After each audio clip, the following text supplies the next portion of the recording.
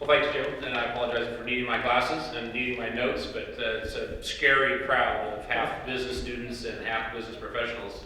So I don't know whether I'm providing inspiration for future business leaders or selling to customers in the room. So starting with the selling to customers in the room, if you look out the window, you notice these beautiful skylights over here, this great zinc cladding. That's also a McKinstry project, as well as the copper work on top of the physics hall. And we're proud to be the energy services contractor and partner for the University of Washington. Have done hundreds of jobs around campus that are all self-funding. We'll talk about that in a second.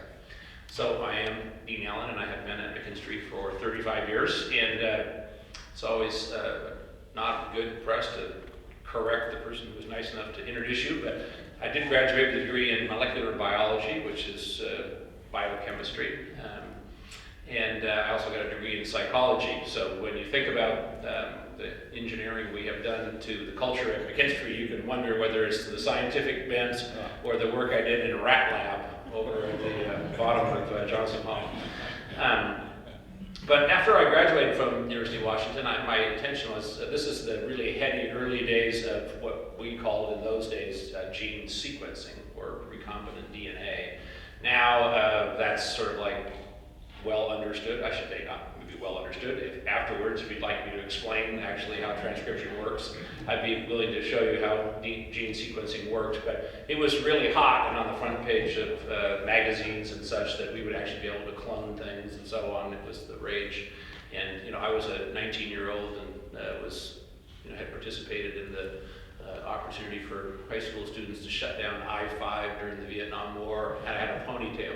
And a father who was a mechanical engineer graduate at the University of Washington who thought I should be an engineer, because my older brother, who's here today, had decided he wanted to manage rock bands. So this, you know what it's like to have teenagers, some of you, right? So after I graduated, my dad thought, well, this is my last shot. I'm the third of three kids. My sister, also a UW grad, was a fine arts degree in jewelry making.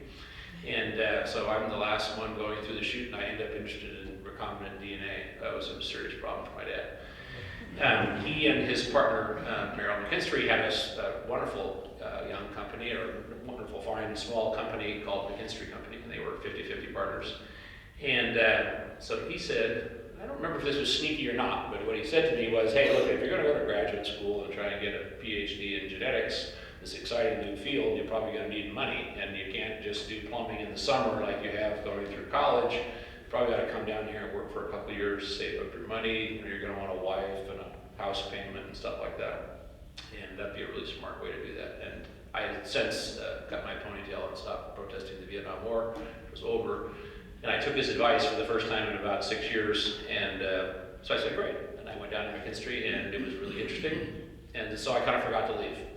And that's the story of that. The next 35 years is what I'm going to try and weave a couple things that I believe in relative to building businesses. And I never got an MBA, although it was recommended to me several times, and I think about all the things that I know today that I didn't know in the early days. And I think those of you that are MBA students are probably making a good investment in time and money, because the bruises and the bumps, while I did learn from them along the way, were often painful. So we have this 50-year-old company at McKinstry, and the way it evolved, I think, is an interesting lens into some business choices that people can make. We started out as a plumbing and piping business, and we were in what was called the plan and specification side of the world. And what that means is that architects and engineers would draw plans and specifications, and general contractors and subcontractors would provide bids, hard money bids, we call them, lump sum pricing for those projects. And if you were the unfortunate person who left the boiler out of your bid or the roofing out of your bid, you were the low bidder, and then you were awarded the job. But this is not how, of course, we built the new beautiful PACT car. We negotiate with high quality firms like Selland Construction and have transparency in pricing and so on, but this is, after all, 35 years ago. So that was the business that I entered, and it was fantastic and fun and exciting, and all about competition and beating the other guy and being the low bidder. And of course, after you got the job, trying to outrun everybody else on the job so you could make a profit out of it. And hopefully the customer had lousy drawings and would make a lot of changes so you could charge them for those. But you know, when you're 22 years old and someone says, here's the game, here's the rules, see if you can win, a lot of times you don't spend a lot of deep time thinking about what this is really going to mean for the world or the rest of your life. Today, also, I'm sorry to be correcting you again, we unfortunately, don't have 1,600 employees. We have 2,000 employees, and we are not doing $300 or $400 million a year. We're doing $500 million a year. So we're here to declare that we decided several years ago we were not going to participate in the recession. There were options. You could and you couldn't. We chose no, not going to participate. And I think I'll tell you a little bit about why that is. 35 years ago, after we sort of got used to the new gang at McKinstry, sort of got used to the things that were normal in the industry, we decided that it was sort of boring and dumb. And so it was fun and exciting to become a profitable, growing mechanical subcontractor, but the industry we're in was inefficient and sort of not virtuous, in our opinion. And it wasn't like we were trying to be sort of morally judgmental. It was just, what do you want to do with the rest of your life? So we had a few come to Jesus opportunities with my father and others that were older, and decided that, if we actually set about a course that would have McKinstry evolve in ways that were really good for the people who were at the company and really good for our customers, and also benefiting the community along the way, that would be virtuous. Remember that in the back of my mind I'm thinking, malaria is a really big problem, and I have a degree in biochemistry. I might be able to make a difference in malaria. Why am I trying to make a difference in toilets?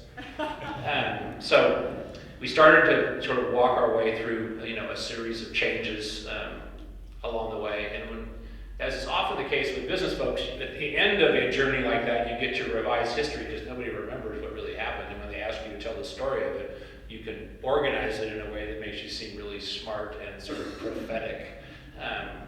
I can assure you that was not the case, but I'm going to tell the story that way anyway. So we came up, today, we would tell customers that we're really thinking about our relationship with them as taking responsibility for their facilities, for the life of their building. And that really is about trying to message to them that we're not just a designer, and we're not just a builder, we're not just a servicer, but we really want to have a relationship with them.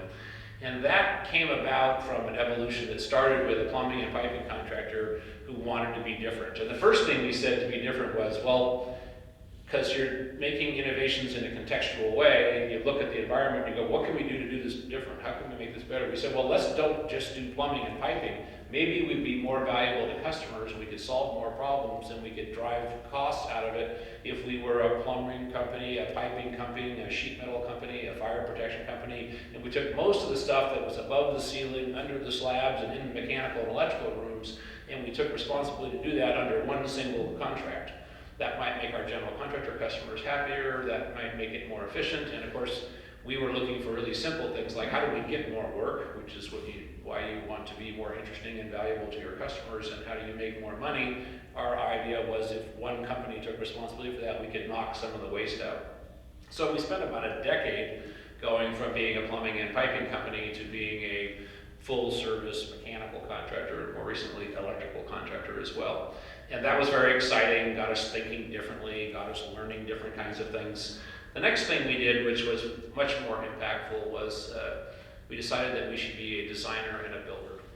And today, that's a fairly normal term. I think most people probably heard the term design build, you probably read it in the paper or whatever. This was not such a well thought of idea 35 years ago.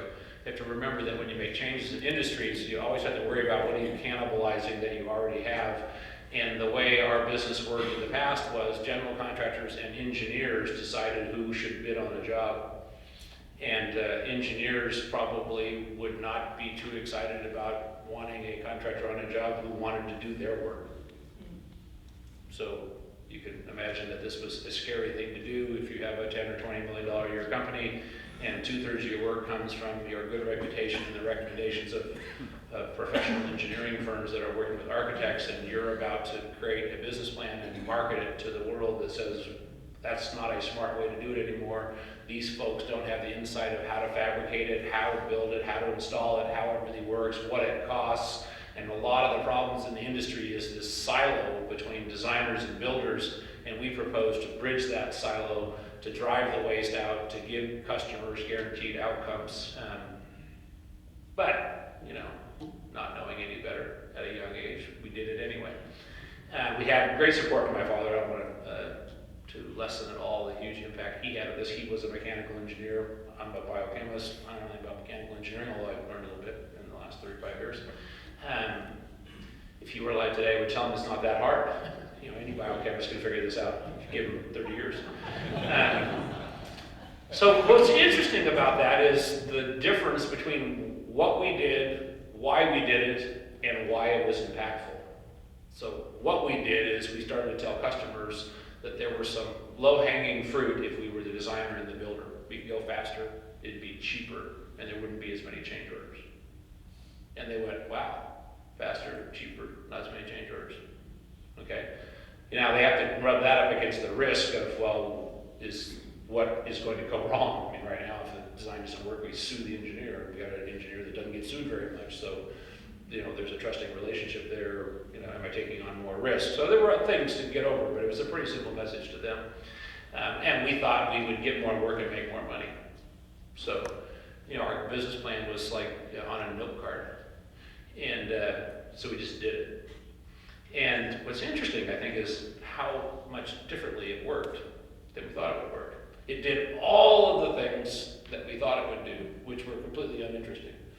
General contractors hired us to do work that way. We did, in fact, get more work, and we did, in fact, make more money. But what's fascinating is how it completely changed the whole course of McKinstry, and let me tell you what those are. It unlocked things that we would not have thought of, so I'll give you an idea what some of them are. One of them is that when you are a design builder, you get the job 1 year earlier. So think about that. You know, if you're a mechanical subcontractor and a job comes out and a general contractor has a bid on it, the day before you bid it, you do not know whether you're going to do that job or not. And the day after, you have 30 days to be on the job site and start work. Okay, so we are a sophisticated company, even in the old days, so we have a backlog. We know what contracts we have and revenues that we haven't spent on those so far and whatever, and we would sit in a big strategic planning meeting in November and decide next year we're going to get into semiconductors and hotels, and we're going to do no jails. And then it would be March, and we'd go, how are we going to pay the rent in the fall? We go, I don't know, we don't have any work to do. What work is there you can do? There's a jail to bid. How about we forget our strategy and bid a jail so we can go out to the summer and put the plumbing in so we can send them a bill, they'll pay us in September, and we can pay our rent. And this cycle had gone on for 100 years. And that's actually how it works down in the boiler room of the construction industry. Well, if you are a design builder, you get hired the same day as the architect, which is at least a year earlier. And lots of things change, but one of them changes is you have 1 more year of backlog than you did before you were a design builder. And what does that do, all of you MBA students out there? That allows you to be strategic. So all of the things we thought were going to be important pale in comparison by going into a January and sitting around with your team in January saying, we have 75% of all the work we need to do to be successful this year. We only need to pick up a little bit more. If we want to decide what we want to be when we grow up, it's going to be about work we secure this year that we're going to do in the year after that and the year after that. Now all of a sudden we're a strategic business. Really big change. Second thing, besides the certainty of the backlog and sort of being able to be strategic, is now we're actually talking to customers directly about what they need, what they want, what their problems are, what they care about, and what they're worried about. And if you think about the way it would normally work, many of you out there run businesses. If you want to commission a new building and you start with an architect and you tell them what your vision is, that gets translated into a set of plans and tries to tell a general contractor what you want. That gets translated into a set of subcontract documents that tries to tell 40 vendors and subcontractors what you want. Is it surprise anybody that those 40 people are spending all their time trying to comply with the contract and do less work and get paid more money for it? Because nobody down doing the work knows what the owner wants. But if you're a designer, you have to go, well, what are you going to do in this room? And why is that important? And what room should be next to that room? How many people are going to be in this room? How long do you think you'll be doing this? And it completely changed our relationship with customers. And I'll tell you today, it's interesting that we have a service business. We have 15,000 buildings under contract where we have direct relationships with the owner that we can learn and listen and grow and change from. And 30 years ago, we had 2. So think about the dynamic of an organization that never actually touched their customer, other than getting a glass bauble at the end of a successful job from the CEO who didn't know who you were. And I got a bunch of those in my office if you want to see them. The third and most important thing that completely changed our business is it changed the way everyone who worked at McKinstry thought about their work. So if you think about being a contractor, you know, if there's a problem on the drawings, you clap. You know, Bryce is in the front row. I mean, if we were to do work for PACCAR or Science Center, and we gave a set of drawings and our contract was $100,000, you went, oh man, this doesn't work. We got to move all this stuff over here to here. And I had been the low bidder by leaving something off my bid. And you go, oh, give me a price to do that. What will my people think? Okay, now, what if we drew the drawings? Okay, everyone at McKinstry now goes, hey, wait a minute, the customer told us I only have this much money. This is what I need to get accomplished. Here's when I need to move in. I need it to work this way. I trust you. Here's the money. Get me the best design you possibly can that's the lowest possible cost to operate and install it as efficiently as you can so it's easy to maintain. And if you do that, I'll hire you again next year. So every single employee at McKinstry just got a brand new job that's completely different than the job they had before we made that change. And that's what really started the ball, you know, the snowball running down the hill. Now I'm going to use an example. The second big thing we did was to stitch this integrated delivery together. And I want to use an example of a great Northwest company, the Boeing Company. So the Boeing Company does a lot of things, but I'm going to focus on airplanes here. You know, they plan, design, procure, fabricate, assemble, commission airplanes. And you know, when I graduated from the university or from high school, before I came to the University of Washington, my parents, who were decidedly middle class at that time, scraped together $1,000 to send me to Europe. They bought an airplane ticket, a Eurail pass, and said, go to Europe for a month or so, grow up, and then go to the UW and be an engineer. And I said, oh, okay, well, that sounds good. I didn't agree to the engineer part, but off to Europe I went. So when my kids did the same thing, when they graduated from high school, I did the same thing. So my youngest son, who graduated from high school 6 years ago, when he graduated, he went to Lakeside School here in Seattle. And I said, hey, you and your buddy should go to Europe. And, you know, I had to do the sow your wild oats thing or something that's kind of old fashioned. I said, you know, go see the world. And he said, great. So we bought him an airplane ticket to Europe and a train ticket. There was the soccer thing was going on, the World Cup, so he didn't do exactly what I did. And it cost $1,000, exactly the same as it cost when I graduated. How the hell does that happen? You know, I mean, that's the only pricing experience I had in my kids' education that was good. Every other one was bad. Okay, so I'm thinking, whoa, wait a minute, this is like stupendous. How can it be that 40 years later, it still only costs $1,000 to do a really thoughtful thing for your kid when they graduate from high school? And the answer, my answer, because I'm a proud Northwesterner, is the Boeing Company. Okay, so how did the Boeing Company do that? Okay, well, the Boeing Company said, look, why don't we know the airline industry better than anybody in the world? Why don't we understand the flying public? Why don't we understand how airports work? We're going to know this better. What if we work with every airline? They'll know what they know, and we'll know what they all know. And then let's have the greatest engineers, but let's not just design it. Let's design it and do the manufacturing engineering, and let's make the products, and at least know how to make the products, and let's assemble those airplanes and pull them together and commission them and train the pilots and certify them and sell them spare parts and convert them to a freighter when they're not good for flying anymore. And if we can manage that whole span, we can do two things that will change our industry and the world. One, we can sell a guaranteed outcome. Why is that? They can sell an airline that we will deliver a plane as yet not completely designed and not built that will consume this much fuel, therefore it will cost this much per passenger mile to fly somebody, which is actually what the airlines want to buy. And the only reason they can do that is because they have the domain expertise through an integrated delivery. They don't actually need to do each of those things, but they must have control over that. And when they don't have control over it, they'll lose their butt. Think about the 787 difficulties, where they lost control of some of those elements. Now, the company didn't lose it, it's bad. And I would predict you should keep an eye on Boeing. It's the hottest thing going on in the Northwest right now. It's the Boeing company. We ought to be really proud of that and thankful. Okay, the second thing the Boeing company can do when they connect all those parts is link people and processes together and knock the waste out of it. That's why my son's trip cost $1,000. I've spent the last 35 years trying to do the same thing in the design, build, and operate business in real estate. Because we have exactly the same opposite scary story.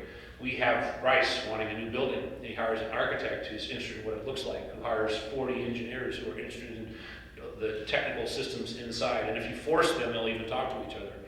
And then when they run out of money, they stamp on the drawings that the drawings are diagrammatic and don't show all the offsets, and the contractor is responsible to make it work. And then they give the job to a general contractor who says, I will take all the risk and take responsibility for this.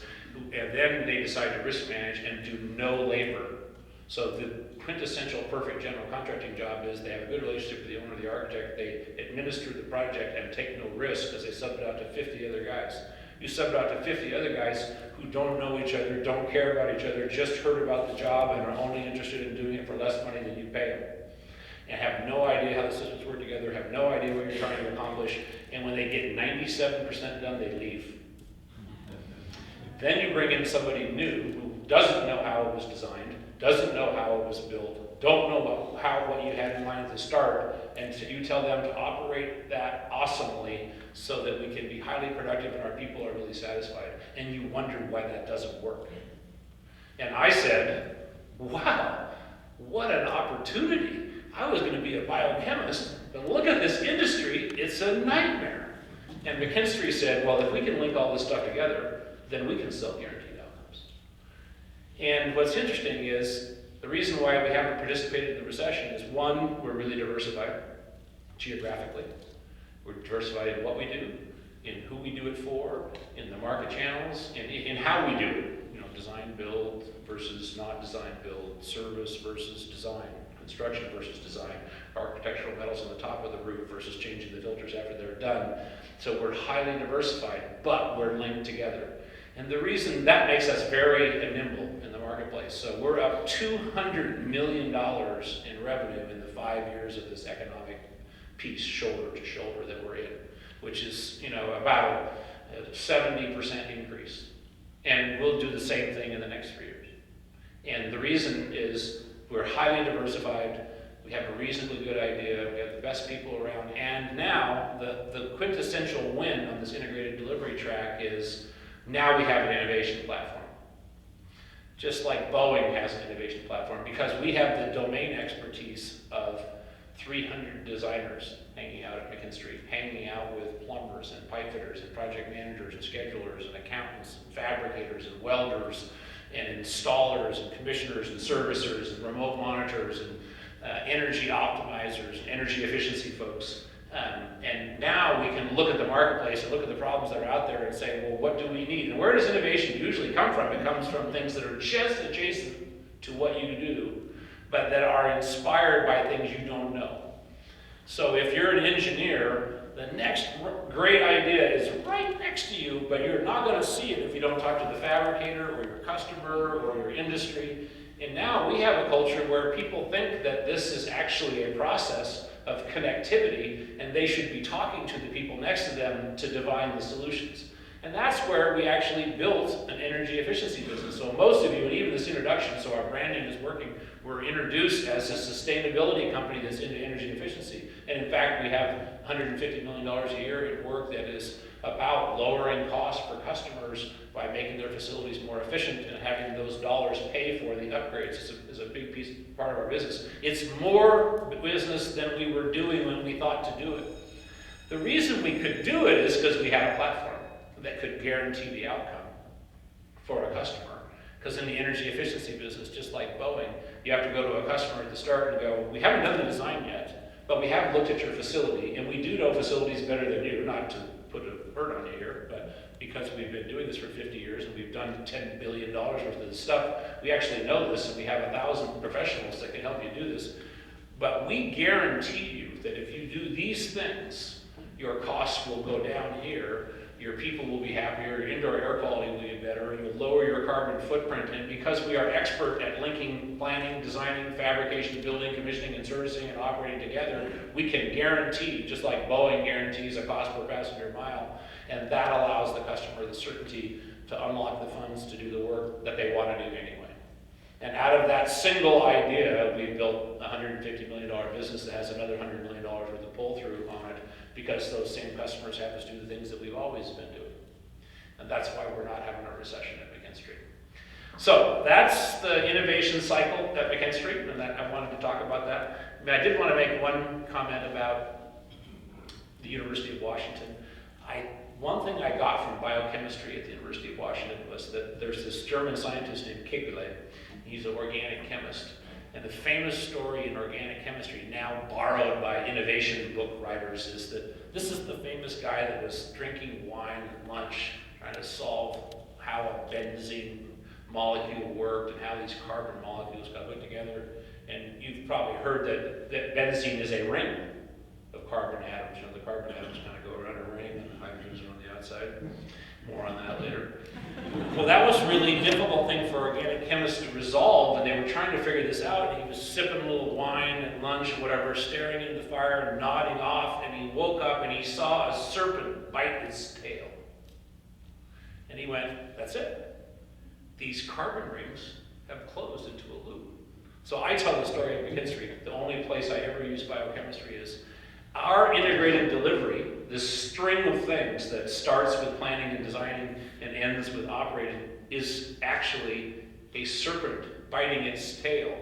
And turning that into a cycle of services is what gives McKinstry a platform to innovate. And that's why we're excited about the future.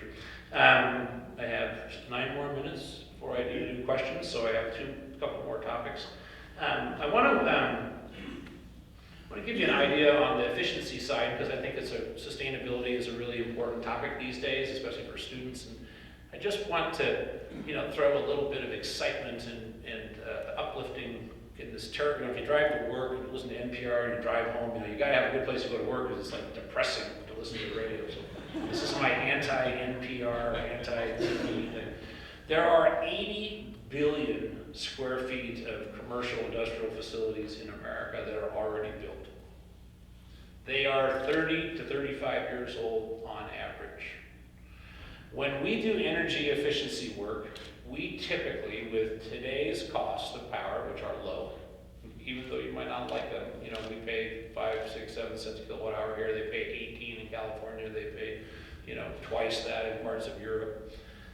So get ready, all right? At today's energy prices, and with today's technology, have you noticed that technology is getting better and things are being done faster and cloud computing is here and so on? Today's dollars, today's interest rates, not 2%, but 5 or 6%. And today's technology, you can go into any building in America, I should say the average building in America, and with revenue neutral investments, in other words, you put the money in, you get it back, you get a fair return, you can save 50% of the energy used in those buildings.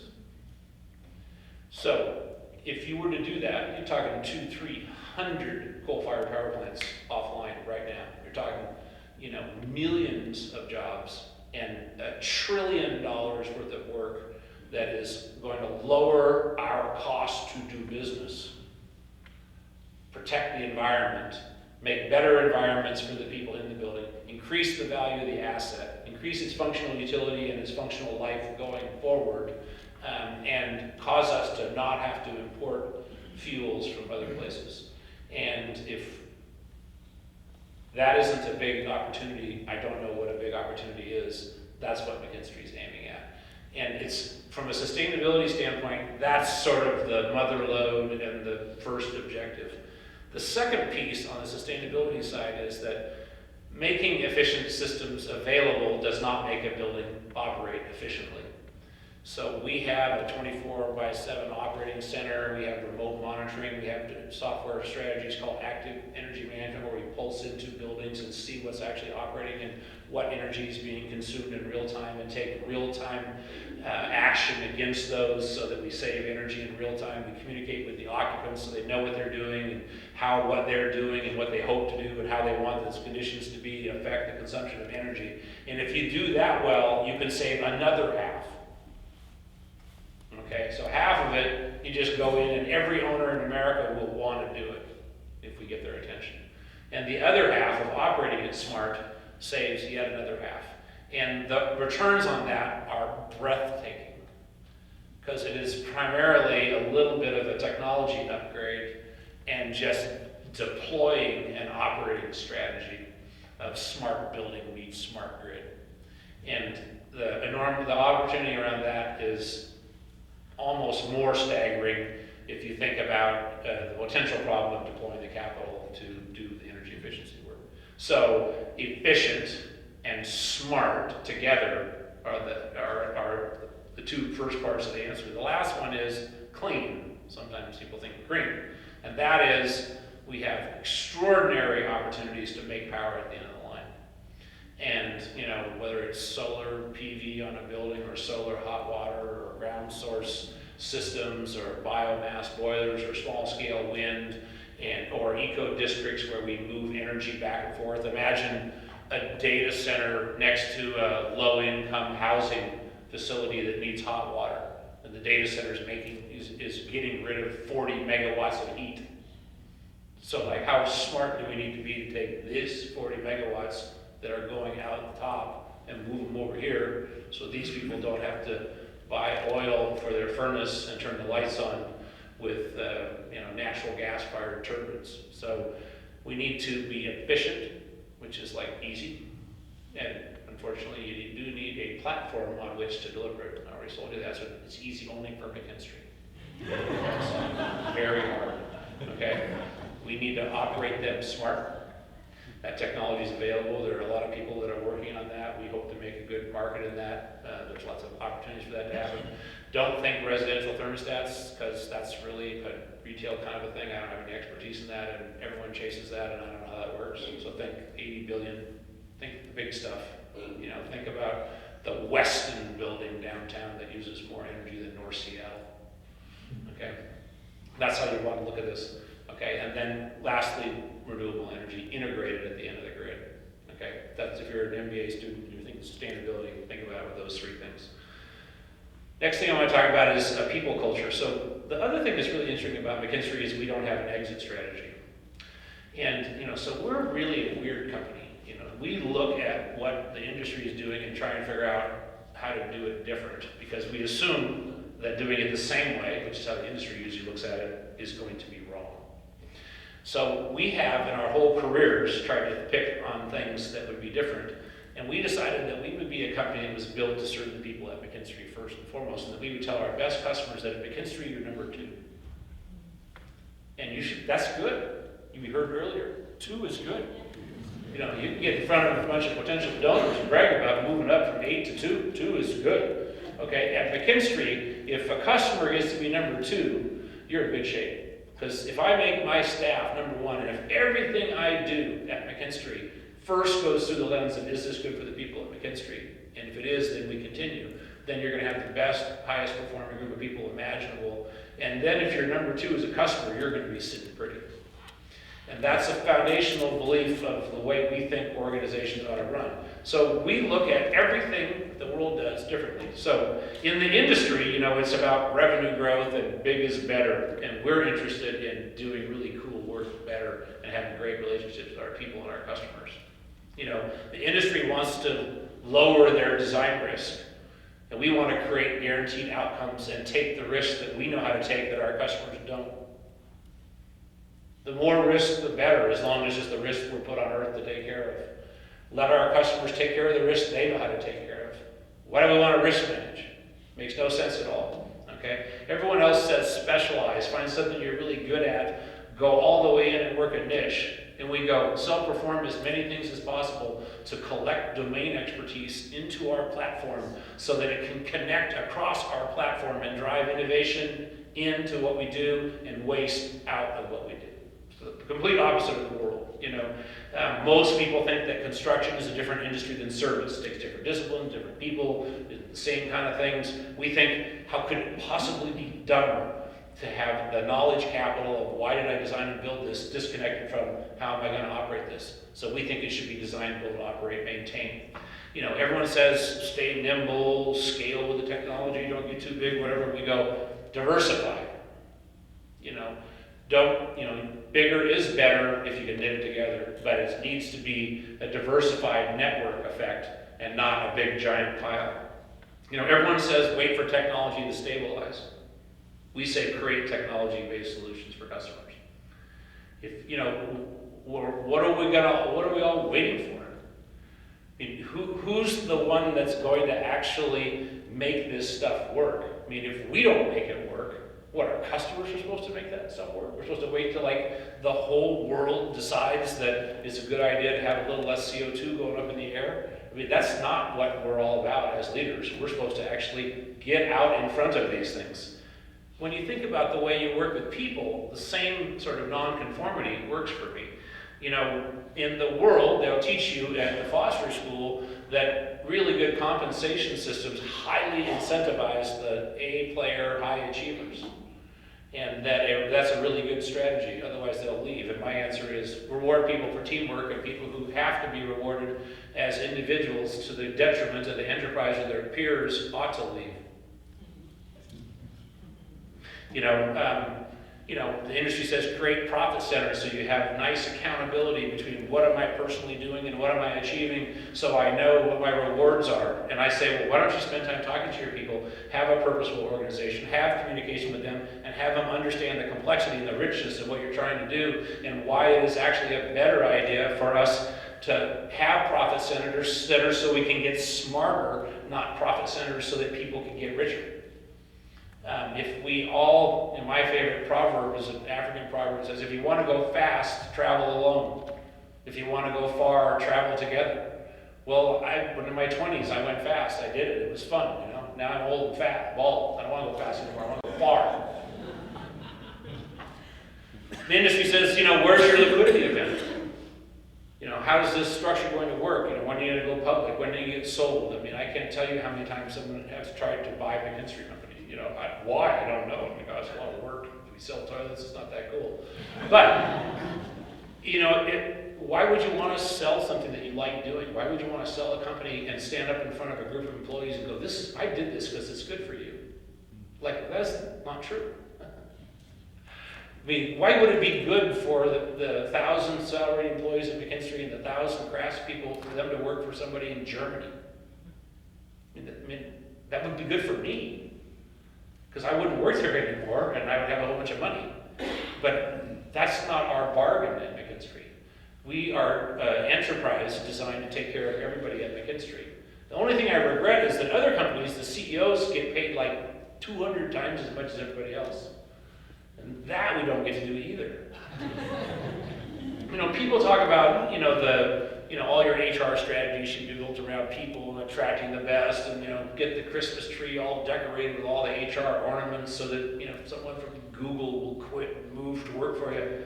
And we believe in purposeful benefits. We look like Google. We got a gym. We have a gym and a basketball court. It wasn't for Barack Obama, although he did use it.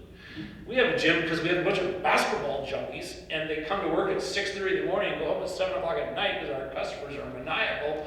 And if they don't go play basketball, they're going to kill each other. And you only get one shot in life, as best we can figure out. We ought to have some fun while we're doing it. So I think that the business schools in America are creating these, not our beloved Foster schools, but these other ones that are not either higher or lower in the rankings than us, are teaching people the wrong thing. This is about passion and motivation and caring about other people and building an enterprise that's worth being proud of, not just making money at it. We're a union company. So the whole world says, unions are bad. Well, yeah, a lot of unions might be bad. I actually am not a fan of unions negotiating with government monopolies. I don't think that's how it's supposed to work. I think you should go to your unions. This is what we do. We educate our unions. Go, if we do this, and you give us these work rules, our customers will give us this to do. We'll hire more people. They'll pay more union dues. You'll get reelected.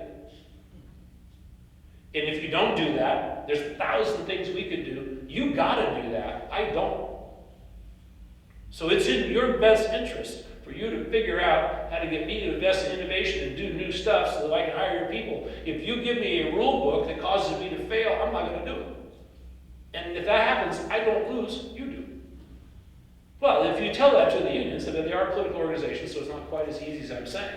But don't be non-union. It's smart to be union in the construction industry. If Microsoft gave us a $100 million job to do in 1 year. So we had to send 400 people out there. What do you think about 400 people sitting on the bed? Hey, give me a righty. We're not like a baseball team where you can go out to the bullpen and get 400 guys. We want to have a union that has those folks trained. And guess what? We like those guys. So, and girls. So what, you want to bring them out and then you don't want them to have health and welfare and pensions? Well, if you're an episodic worker like a construction trade, you're going to work for McKinstry for a year, and at the end of the job, when I lay you off, I'm not mad at you. I just don't have the next job. My competitor has the next job. You have to have portable benefits. You have to have portable life insurance. You have to have portable pension programs. You have to have common training programs. We'd be dead if we didn't have a union. Now, if we have a union that decides their job is to make us non-competitive and get paid for not working and do kinds of stupid stuff, that's my job to make them not do that. It's not my job to go to Shreveport, Louisiana and be non-union. It's my job to work with my union partners and get things done that our customers want to have done. So, in my view, we should be trying to build new kinds of businesses. Now, I don't have any problem with if you need, $100 million from Wall Street, or if you have to have 300,000 people to put a man on the moon, I'm not talking to you there. I'm talking about where most of the activity in America happens. And I'm not talking about necessarily small business. We do think of ourselves as a big little business, and we're, hopefully pretty flat. You need to build a business that is taking care of the people that are there first and foremost. You have to have a reasonable good idea, collect those people around a reasonably good idea. You need to listen to your customers, and you need to add that your responsibility is to take care of the community that you're doing that in. And if you do that, you talk about community engagement and corporate social responsibility, that's not an end of the assembly line thing that you do if you make money. You're in this community, you're building a virtuous business that should be built to last. You should be thinking about succession to people who actually have the domain expertise who are there, and you should embed all the things you do in the community right in your everyday work world.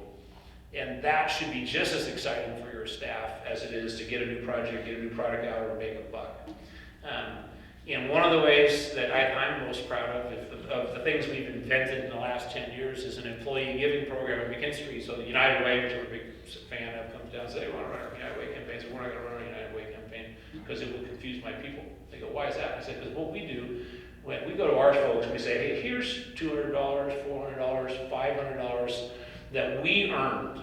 And we could give it to you as a bonus, but it's in our foundation. And you take this script home and you sit down with your family and you tell your family, have a discussion, have a little family meeting, whatever your family looks like. Go to a bar if you don't have a family and say, hey, I got a good job. I like where I work. We do interesting work. We're actually making a difference for customers in the communities we live in.